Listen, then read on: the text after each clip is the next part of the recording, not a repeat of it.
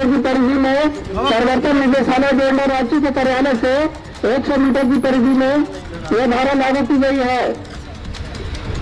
किसी प्रकार का अस्त्र शस्त्र जैसे बंदूक, राइफल, रिवॉल्वर, पिस्टल, बम, बारूद आदि लेकर निकलना या चलना, किसी प्रकार के हथियार हथियार जैसे लाठी, डंडा, तीर, धनुष, गड़ासा, भाला आदि लेकर निकलना या चलना सरकारी कार्य में लगे पदाधिकारियों और कर्मियों को छोड़कर गैर कानूनी है। धन्यवाद। मीटर की परिधि में प्रवर्तन निदेशालय डोरंडा रांची के कार्यालय से 100 मीटर की परिधि में यह धारा लागू की गई है। इस बीच ये भी आपको बता दें कि गवर्नर ने सीएस डीजीपी को तलब किया है। राज्य के गृह सचिव भी राजभवन तलब किए गए हैं। राजभवन में गवर्नर से मिले हैं अफसर। तो हेमंत सोरेन लापता है, उनका कुछ अता पता अभी नहीं चल पा रहा है। दरअसल वो दिल्ली आए थे, 27 तारीख को बैठकें करते हैं, लेकिन उसके बाद कहां गायब हो जाते हैं ये कोई पता नहीं चल पा रहा है। बीते दिन ईडी ने तलाशी अभियान भी चलाया, दिल्ली स्थित उनके घर पर भी पहुंची। उसके अलावा और 2 ठिकानों पर भी दिल्ली सहित आवास सहित कुल 3 ठिकानों पर छापेमारी अभियान चलाया। 36 लाख कैश बरामद होता है। BMW कार अपने साथ जब्त करके ईडी की टीम ले जाती है, लेकिन हेमंत सोरेन का अभी भी कुछ पता नहीं चला है। और इसी खबर पर अनूप और लोमस हमारे साथ जुड़ गए हैं। अनूप, सबसे पहले आपके पास आते हुए, जिस तरीके से धारा 144 लागू करने की बात कही जा रही है, कुछ कुछ जगहों पर धारा 144 लागू हो गई है, वहीं दूसरी तरफ अभी तक कुछ पता नहीं है कि कहां पर है हेमंत सोरेन। क्या कुछ जानकारी मिल रही है? और देखिए, मैं आपको बता दूं प्रियंका कि धारा 144 इसलिए लागू की गई है क्योंकि राज्यपाल ने मुख्य सचिव को, डीजीपी को तलब किया था। जिस तरह से मुख्यमंत्री दिल्ली से गायब है, नॉट रीचेबल है, उनका पता अब तक नहीं चल पाया। उसके बाद ऐसा कहा जा रहा था कि रांची में या फिर झारखंड में हो सकता है कि जेएमएम के कार्यकर्ता विरोध प्रदर्शन करे, हो सकता है वहां उपद्रव भी, हिंसा भी हो। इसे देखते हुए राज्यपाल ने तलब किया था डीजीपी को और गृह सचिव को, कहा था कि सुरक्षा व्यवस्था को मुस्तैद रखने के लिए आप व्यवस्थाओं को दुरुस्त करें। इसी वजह से सीएम आवास के आसपास, ईडी दफ्तर के आसपास धारा 144 लागू की गई है। लोगों को बताया जा रहा है कि आप भीड़ के साथ इकट्ठा ना हो। और दूसरी बात, जिस बात का आप जिक्र करते हैं सीएम आखिर है कहां, तो देखिए निशिकांत दुबे लगातार ट्वीट कर रहे हैं कि आज सीएम देखिए आपको रांची में मिलेंगे। और तो यहां यह भी संभावनाएं जताई जा रही कि सीएम सिक्योरिटी ब्रिज करके दिल्ली से हो सकता है किसी रास्ते से झारखंड के लिए निकल गए हैं। और एक और बड़ी अपडेट आपको दे देता हूं कि तमाम जो विधायक है जेएमएम के, उनको झारखंड बुलाया गया है। जहां भी वो है सीएम आवास पहुंच जाए सामान के साथ। यह भी कहा जा रहा है हो सकता है कोई बड़ा ऐलान भी हो जाए, थोड़ा इंतजार करना होगा। हो सकता है कि सीएम को लेकर कोई ना कोई बड़ी खबर जरूर आ जाएगी प्रियंका। बिल्कुल, यानी समझा जा सकता है कि अनूप, ये जो पूरी कवायद है वो इस तरफ इशारा कर रही है कि राज्य में व्यवस्थाएं न बिगड़े। लेकिन इसी बीच एक और बड़ी खबर का रुख कर लेते हैं। राज्यपाल को रिपोर्ट भेजनी चाहिए, ये निशिकांत दुबे कह रहे हैं। पत्नी को सीएम बनाने की फिराक में हैं, पिता की तरह भगोड़े हैं सोरेन, ये निशिकांत दुबे ने कहा है। तो आपको बता दें कि अब निशिकांत दुबे लगातार हमला करते हुए नजर आ रहे हैं और निशाने पर हेमंत सोरेन दिखाई दे रहे हैं। क्या कुछ निशिकांत दुबे ने कहा, आपको सुनवा देते हैं। सर, मुख्यमंत्री लापता है, ये तो पूरी आप भी देख रहे हैं, पूरी मीडिया भी देख रही है, पूरा दिल्ली पुलिस भी, क्योंकि सुरक्षा एक बड़ा सवाल है। पूरी की पूरी सरकार जो है परेशान है उनको सुरक्षा देने के लिए, कहीं भी ट्रेसेबल नहीं है।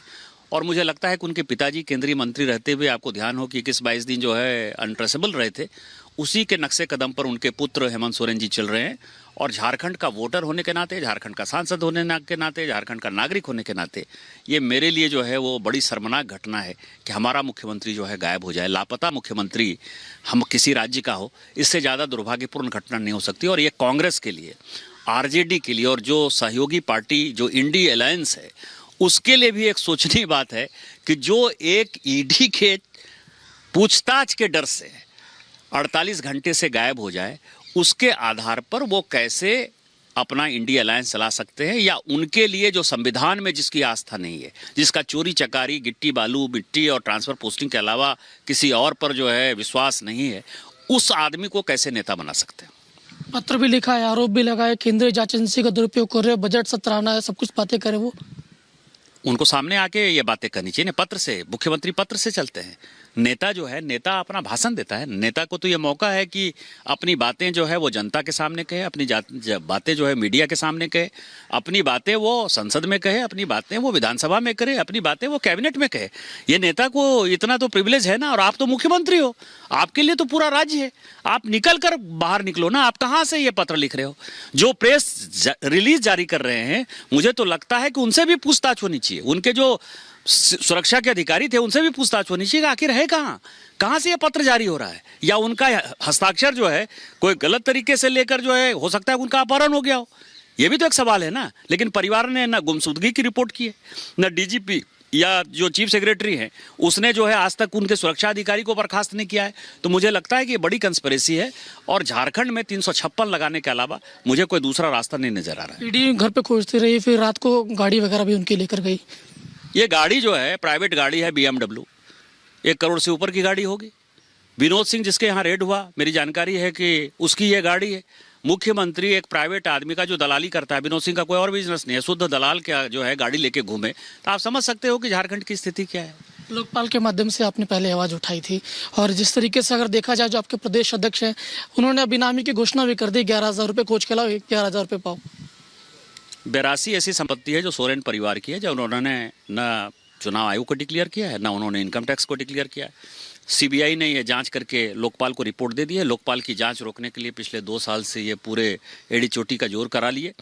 अब दिल्ली हाईकोर्ट का जजमेंट आ गया है और 15 फरवरी जो है उनको अंतिम मौका दिया है। 15 फरवरी तक यदि अपना जवाब नहीं देंगे तो वो भी लोकपाल की जो मेरी कंप्लेन है वो सीबीआई जांच की तरफ जा रही है। और वो जिस दिन जांच हो जाएगी, सोरेन परिवार में दुर्गा सोरेन जी की फैमिली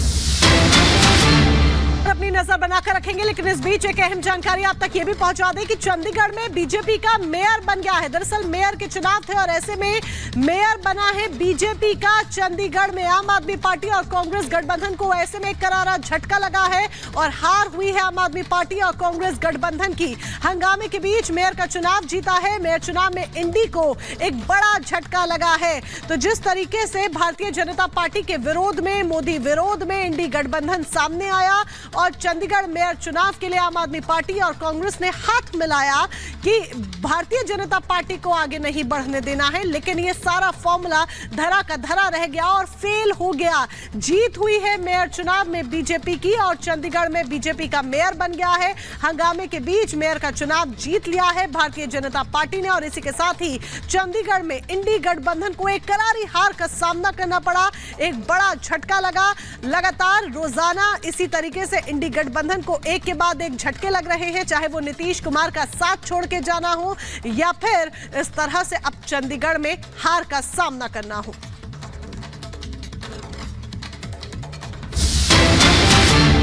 और इसी बीच अगली बड़ी खबर आपको बता दें, सीएम सोरेन पर बाबूलाल मरांडी का बड़ा हमला। सोरेन के लापता होने का पोस्टर जारी हो गया है। तलाश है झारखंड के गुमशुदा मुख्यमंत्री की। जानकारी देने वाले को 11,000 रुपए का इनाम मिलेगा। तो ये बड़ी खबर आपको बता रहे हैं, बाबूलाल मरांडी का ये बड़ा हमला सीएम सोरेन पर। क्या कुछ कहा आपको सुनवाते हैं।